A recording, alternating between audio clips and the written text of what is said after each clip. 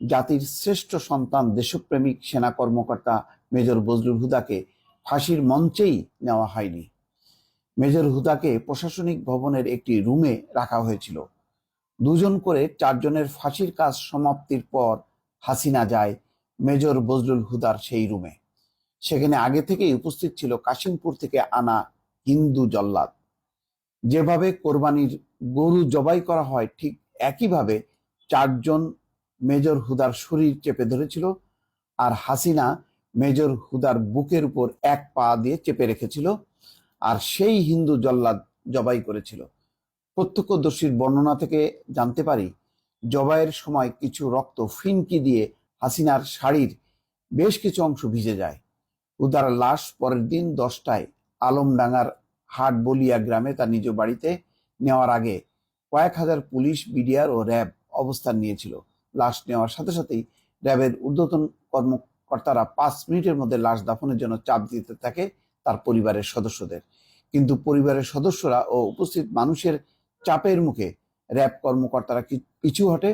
Coffin খোলার পরে দেখা যায় লাশ অর্ধেক ডুবে আছে রক্তের মধ্যে। আবার গোসল করানোর জন্য লাশ নামানোর পর দেখা যায় মেজর হুদার গলা কাটা, যা জাল বোনার মোটা সুতা দিয়ে সেলাই করা। অর্থাৎ গলা কাটা, তারপরে জাল বোনার মোটা সুতা দিয়ে সেটা আবার সেলাই করা হয়েছে।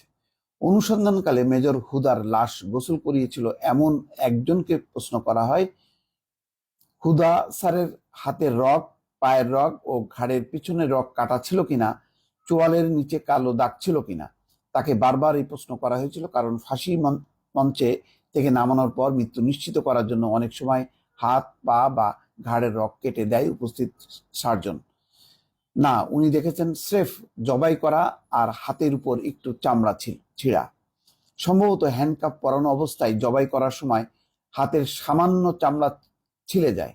একজন মানুষকে ফাঁসি দিলে গলায় সেলাই থাকার কথা না। ফাঁসি দিলে সার্ভাইকাল ভার্টিব্রা ভেঙে গিয়ে স্পাইনাল কর্ড ড্যামেজ হয়ে যায়। এখানে গলায় সেলাই লাগার কোনো কারণ নাই। মেজর হুদা পরিবারের কেউ আজ পর্যন্ত এই জবাই করার বিষয়ে মুখ খোলেনি তাদের জীবনের নিরাপত্তার কারণে।